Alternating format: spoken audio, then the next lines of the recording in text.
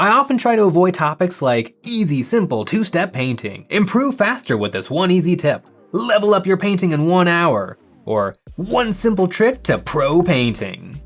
Because it's often not that true. Time and experience really is the greatest teacher, and no matter how many tips or techniques anyone knows about, it all comes down to experience. Hours clock will teach you to recognize when to pull off each operation, how to pick your colors, when to dry brush, when to wash, where to put your highlights. I also don't think it's that important to get good. It's a hobby, and the most important thing is to be happy with your work, regardless of anything else. So if the undoubtedly inflammatory title I came up with for this video has brought you here and you are nervous that I have clickbaited you, just know I have a plan, and I really do feel like I have something here that is simple and effective and is pertinent to any painter at any level. It may not turn you into a painting god overnight, but it will help you get stuff done and hopefully be happier about your end results. You have my guarantee. This one tip will be a good one to have in your pocket for the next time you put paint on a model.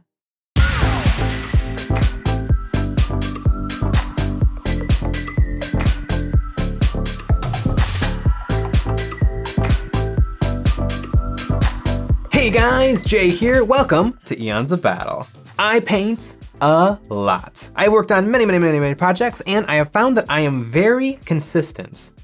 But, big ol' buts. Even when you are very consistent, it doesn't mean that your end result is gonna be very consistent.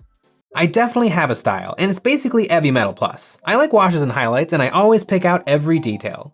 Recently, I have been looking back at my collection of minis and thinking about why some of them really jingle my bells, and some are, they're good. I painted this Plague Marine in about 2 hours, and I am 100% happy with them. I painted this Lady Magus in about 8 hours, and I'd say I'm probably 70% satisfied.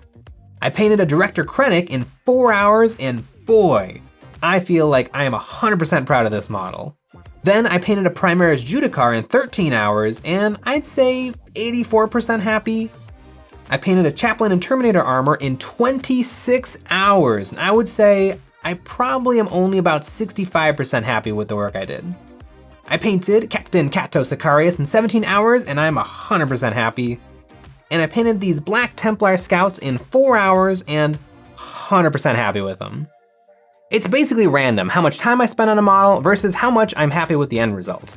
A lot of it has to do with how much fun I had while painting the model, a lot of it has to do with the model itself, and a lot of it has to do with the colors I select. I really struggle with color choice.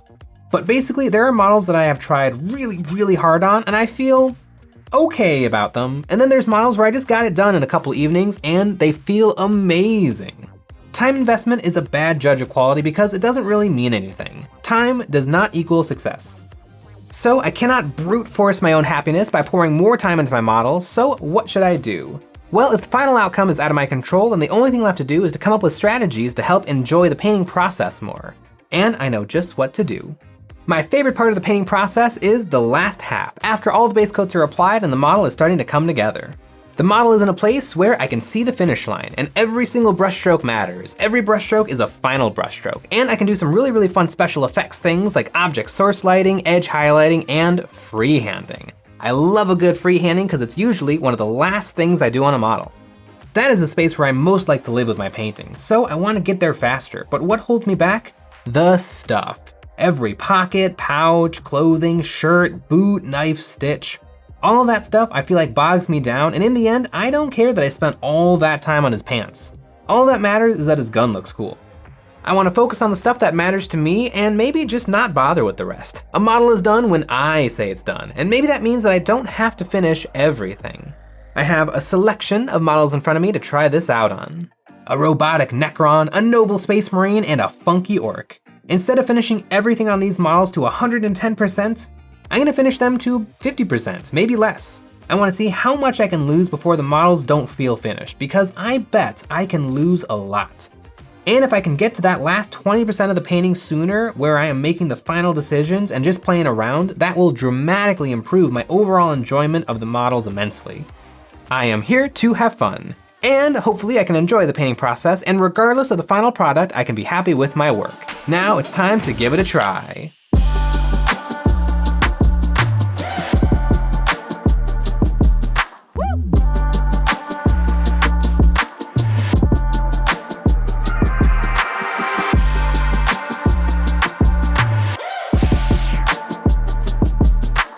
It is time to put paint on models, and I am super duper excited. And not that I'm not always excited to paint, but it's pretty unusual for me to be excited to base coat. I'm gonna start with the Space Marine, and I'm gonna apply my base colors with the airbrush. But don't worry, I'm not gonna use the airbrush for all three. And you're probably jealous of my super cool bases. More on that later. I attached my models to my favorite paint handles, little cubes of wood with double stick tape, and I was ready to paint. I prime my models black. I'm using my airbrush, but you could just as easily use a rattle can of Rust-Oleum matte black primer, not Krylon. Krylon sucks.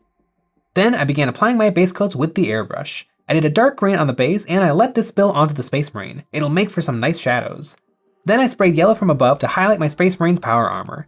This worked really well, and I just had to be careful not to get too much onto the leaves and base of the model. After the yellow, I put a little light green onto my airbrush and sprayed this onto the tops of the leaves to give them a highlight. I'm pretty dang happy with this. This looks really, really good. And it didn't take that long. In fact, it would have taken even less time if I took better care of my airbrushes. Pro tip, don't be lazy like me. Clean them after every use. But I really like where it's at, and I think with just a little bit of base coating, I can get it right where I want it. I prepared my palette. I refreshed the sponge, changed out the piece of parchment paper, and don't forget to wipe away the drops of water from the top. Then I prepared my colors. White and black are necessary for every paint job, then a little yellow for corrections, some brown, some dark red, some light red, a lime green, and some blue, and a little gunmetal for his gun. I began by throwing a red base coat on his shoulders and head. Space Marines always look good with a different color head. I could only reach the top of his aquila on his chest, so I only painted the top. Remember, I am going for efficiency. I painted one of his knee pads white, doing a quick and dirty blending of the gray to highlight it, and then I put a gunmetal, you guessed it, on his gun. I don't like base coating because it's a step before the real step of painting, but here it's okay because I don't plan to do much highlighting. Really, the base coat will be pretty much the only paint coat on a lot of these areas. I put a watery brown paint all over the base, and the green showed through nicely. It's looking like a proper forest floor. And on the leaves, to make them more interesting, I put a watery blue on the top of each leaf. This will help them to stand out even more next to the yellow. I decided to water down a little yellow and just do a few quick highlights on the top of his backpack and shoulders, just to make sure that they were nice and bright. Next, it was time for another time-saving technique, washes. I put a brown wash into the recesses of his yellow armor. This will make him look dirty. And I worked quickly putting on the wash, and then coming back with just water on my paintbrush to clean any mistakes up in the moment. Washes look magical, but they require finesse like anything else.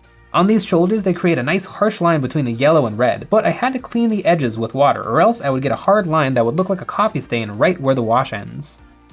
I put a green wash onto my leaves. The nice sculpted texture took the wash like a champ. These details are a game changer, but let's focus on his weapon. And of course, I can't paint a weapon without dousing it in Nuln Oil. This fella's bolt rifle took about 2 coats to get it as dark and oily as I wanted. I'm 2 hours in, and I'd say the model is kind of done.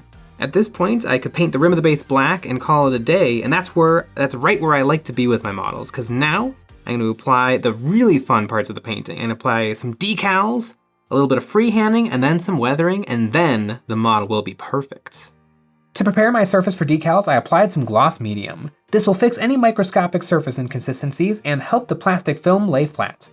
Then I let my decal soak on the sponge of my wet palette.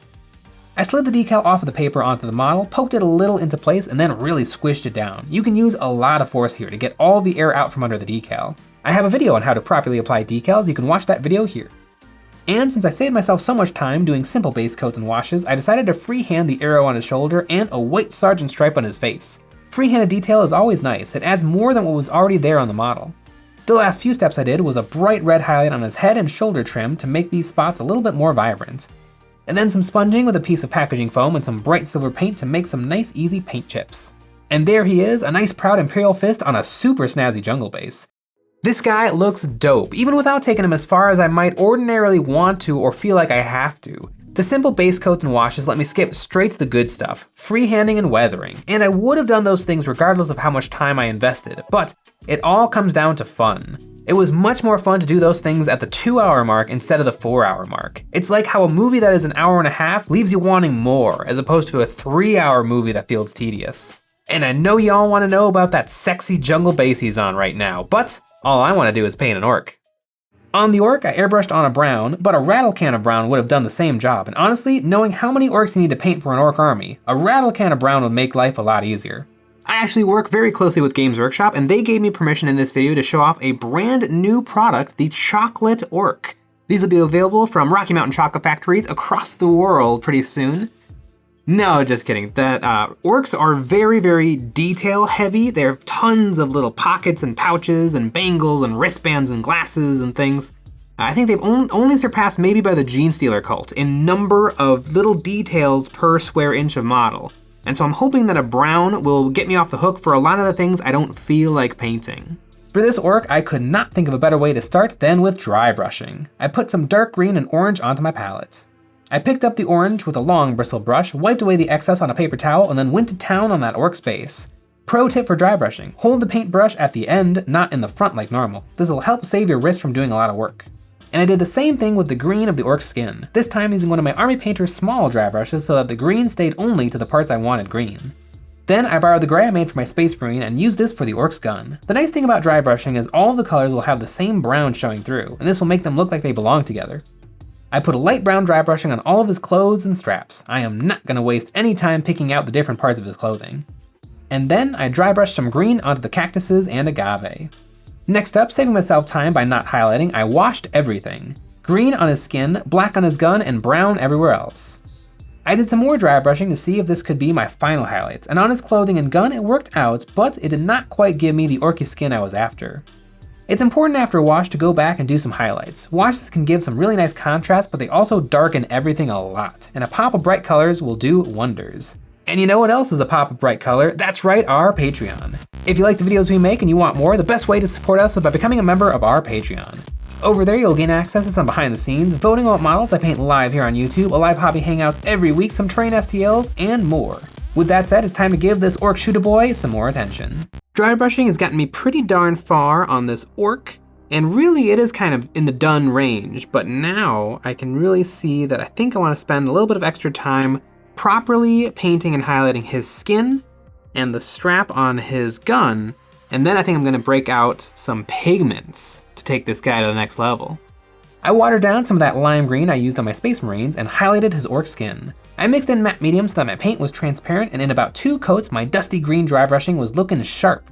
As I added on more and more layers, it got to that hot green skin we all know and love about the orcs. Then again, having saved loads of time not painting pants or stitches or gloves or boots, I decided to do a checker freehanding on his gun strap. I did a red and white checker, base coating my squares with dark red and light gray, and then once I had all my squares blocked in, I highlighted my checkers with bright red and pure white. It won't win any freehanding competitions, but it will draw the eye, which is good. That way people won't be looking at the pants I didn't highlight. Now on to some pigments. I took a little orange and mixed it with some water and began to apply this to the recesses of his silly orc gun. I globbed this on and let it dry, then I could see any spots that were too thick or had too harsh an edge, and went in with a damp brush and smoothed those areas out. Then I put a yellow pigment all over the base. Once my base was yellowed, I rubbed a damp brush all over to knock off the excess pigments and help it stay attached. This will draw pigments away from the edges and keep it stuck in the cracks. And there is a nice simple little orc shooter. The base is top notch and honestly is another thing to draw the eye away from the boots I didn't paint. Much like that Space Marine, this orc was a joy to paint. It really looks done, but to me it doesn't feel done because I didn't highlight his backpack. I didn't paint his boots. I didn't paint the little steel toe on his boots. I didn't paint the strap that keeps his goggles on. And I didn't do this and I didn't do that, but again, it doesn't matter. The overall effect is an orc. I remember spending many hours painting on the boots and pants and stitches and shirts and patches and bracelets, but those things made painting boring, and it made me afraid to paint. You know what is not boring to do? Checkers on a strap. And I only painted those checkers on the top. Another thing that helps is the super cool cactus and agave.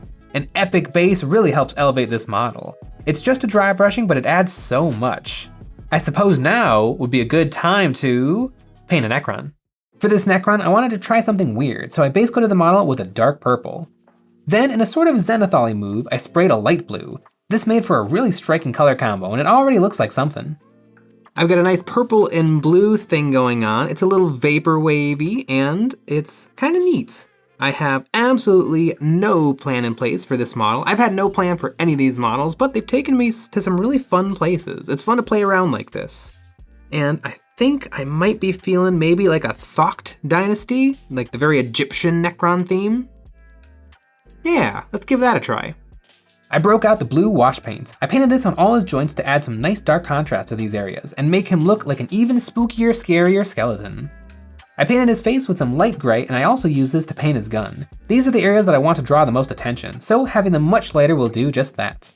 I highlighted his face and gun with pure white paint, and it helped a lot to give some contrast to the model. I used my light blue to highlight his robotic skin, and he was looking sharp. And I decided to do a freehand dark blue stripe on his forehead. For the base, I decided to use my orc skin green to glaze the tree and thorny brambles. This gave them a nice natural look on top of the blue and purple. Then I glazed some watery brown onto the base. I let some of this color splash onto the trees and brambles to make them look more natural. Now it was looking pretty good, so I dry brushed some more lime green onto my plants. This helped them look even more vibrant and spooky. On the barrel of his gun, I wanted a glowy energy effect, so I brushed on some water to help the paint find the recesses, and then I took some watery white paint and I touched it to the model. The paint flowed off my bristles and into the recesses on his necron Gauss blaster. It's kind of hard to tell when a necron is done, because they're so alien. Unlike an orc where it's kind of got shirts and shoes and he's just a normal person but green. Necrons, they're kind of otherworldly aliens, but I think he's getting pretty darn close. Whenever I'm not quite sure how to continue, I always know that I can fall back on my tricks. Decals and pigments. I threw some necron decals onto my palette sponge to soak, and then I threw them onto my necrons. I slid this necron glyph onto his shoulder and poked it into place. I don't really know why, but I decided to decal a gold stripe onto his forehead. Although it probably would have been easier to just paint a small gold stripe. But you know what? It's a perfect match, so it's fine. Then it was time for some nice red pigments on the base. I globbed this on with a nice big brush, and then once I was happy with my saturation, I used a damp brush to draw away the excess pigments and to bind the remaining pigments into the recesses of the sand and pine bark base. And there is a fancy blue necron ready for battle. He's looking sharp. There's not much to a necron. It's hard to leave off many details, but I'm happy with him. This model took by far the least time, and I kind of want to keep going and paint model after model, being efficient and forcing myself not to worry. I guess that's really what I learned today. There is no law that says you have to highlight a foot or wet blend a bandolier. If the model looks good, it looks good. And speaking of looking good, I am in love with this base. Look at that spooky tree and the brambles. It is so epic and it does a great job of framing the miniature. Alright, I know you're all dying to know about these bases, so let me show you how they were made.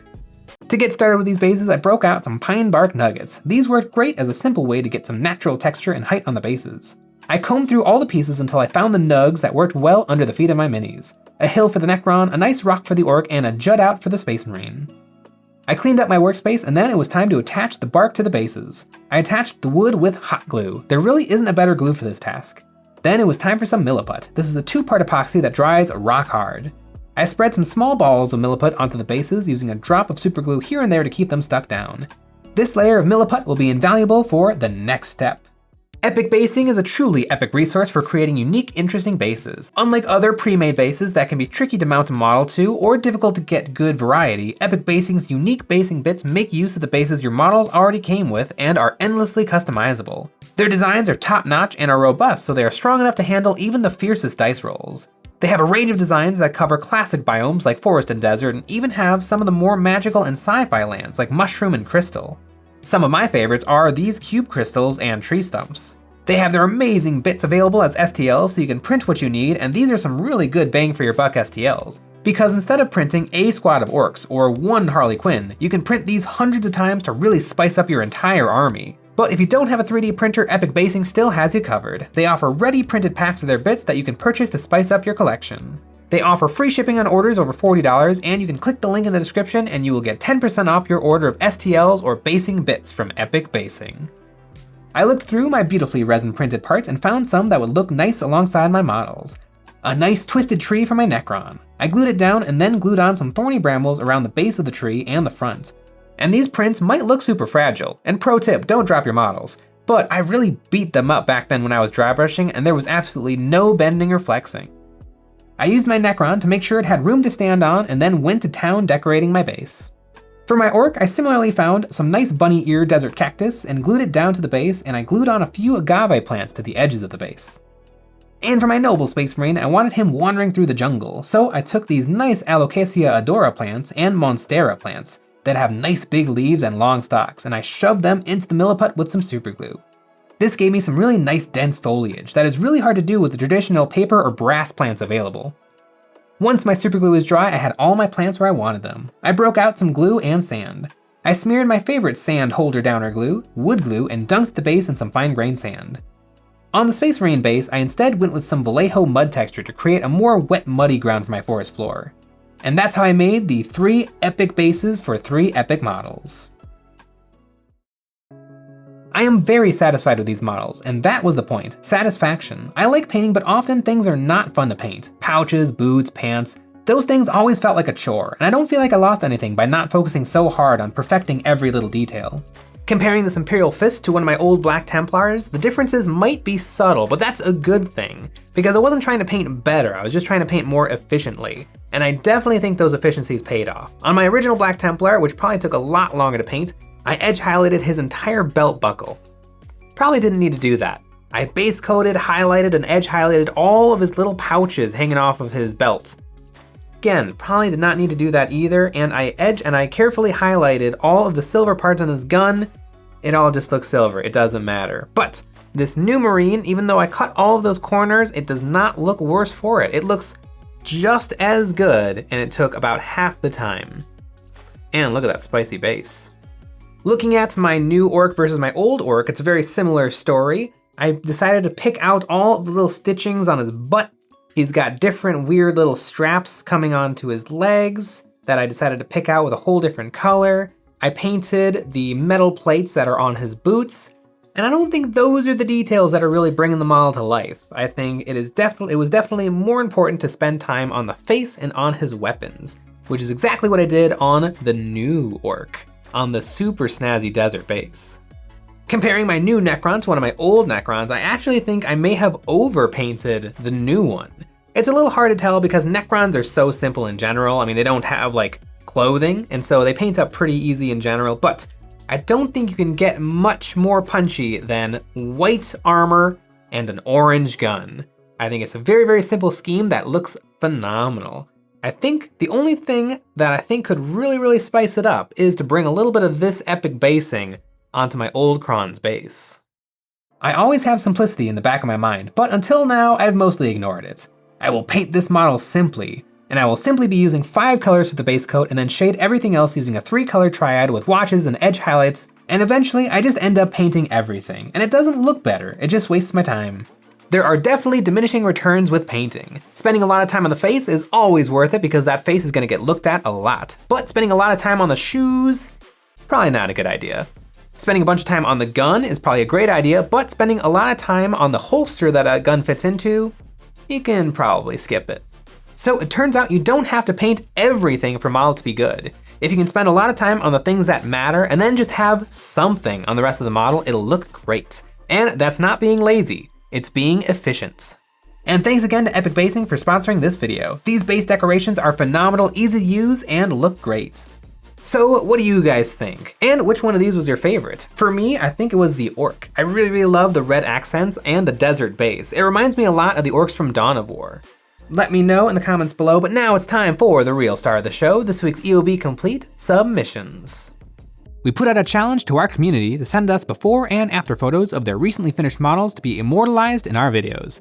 If you want to join in the fun, you can submit a before and after photo of your painted mini to our Discord server, which you can find in the description below, or you can post it to Instagram with the hashtag EOBComplete. Without further ado, let's look at and get inspired by what the folks have finished this week. Some Mechanicus Cerberus Raiders by Rort, a Doom Guy by Poopy Boy, a Star Wars Legion Dewback by Ozzy, a Lord Exorcist by Typographic Mecha Prime, a Demon Bust by Sevelin, a Cruel Boys Gobsprack by Friender Trader, a Wolf Knight by Wolffang, some Clone Trooper Space Marines by Gremlins Eat 2, some Prussian Infantry by The Epic Joey, some Lord of the Rings Goblins by Zetz Thammies, a Lord Croak by Orange Akita, a Skaven Warlock Engineer by Damien, a Feral Bat Vampire by Itkai, a Croxigator by Matt Alex 65, a Redemptor Dreadnought by Pat, a Custodian Guard by Torrent Stride, a Flesh Terrors McFarlane Big Marine by Argyrus, a Mushroom Fella by Lex Killcannon, a Gazgul Mag Uruk Thraka by Dossier Harles, a Librarian Contemptor Dreadnought by Yamawaki, a pair of Saturnine Terminators by The Cheese Knees, a Legion of Soldiers by Contrasting Hobby, a Stormcast Hero by Granulated Toast, an Infantry Nomad by The Happy Heretic, and a Star Wars Legion ATST by Black Vein. Congratulations to everyone for a job well done. It's no small feat to get paint on minis, and you all should feel really proud. Nothing gets the hobby juices flowing like finishing a project, and we all thank you for sharing your work, motivating us and the hobby community to paint our plastic. Thanks for sharing.